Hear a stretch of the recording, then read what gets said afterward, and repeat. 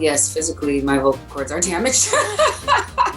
But I don't know. I trust God. They'll come back. It'll be cool. My ENT maybe feels a little differently.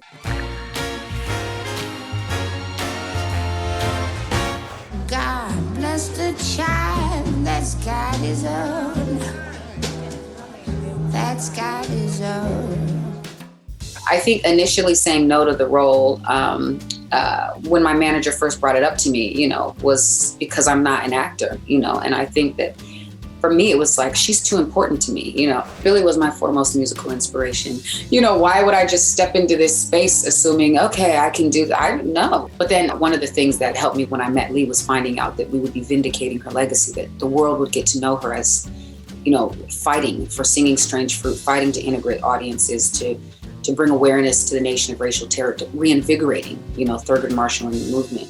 I got the role 2018, and then we didn't start filming until the end of the following year, 2019. So I'd been living in her for a while, developing her, researching her, embodying things, like wanting to pick up habits and characteristics and things. And so seeing myself on set, to be honest with you, it felt like the costuming and everything just sort of caught up to how I was already feeling. I felt like her. So it was more of a feeling of, there I am. You know what I mean? It was like that kind of like, oh, finally the outside is fitting what feels like is on the inside, They sent these over.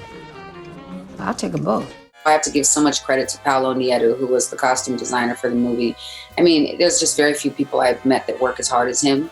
And he pays attention to every single detail. So his partnership with Prada on a lot of the dresses, not all of them, was just really stellar. The reality is the clothes changed Billie similarly to the way they changed me or anybody else when your hair's done and you're, so she also loved the feeling of being dressed to the nines because it was part of her activism. You know what I mean? She wasn't looked at as someone who was allowed or should be dressing like this. It's offensive to see her in diamonds and furs. So I think she really relished in the idea of like, yeah, no, I can wear furs just like white women can wear furs. I can wear diamonds. I can wear all of these things. I'm going to do just as I want to anyway.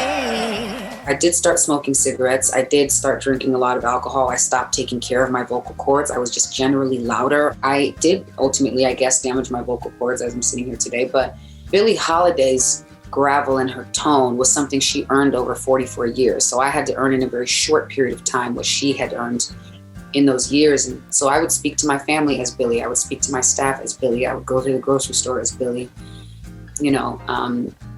because I had to get comfortable. If I didn't believe it when I'm at Trader Joe's, I'm not going to believe it when I'm on set. You know what I mean? So, and I think that's when I started to realize, I was like, I think it's starting to feel natural, is when people didn't look at me twice when I was speaking to them. They just sort of were like, okay, cool. You want, the paper or plastic? I know, you know what I mean? All right, ladies and gentlemen, let's keep this party going. It is time for the main event. I think she just made me braver, as simply as I can put it. I think that God really used her and this character to work out a lot of these, imposter syndrome, that I think I deal with, and feeling unworthy. She made me more brave, definitely. As I'm sure when people really, really get to know who she is, she does for everybody.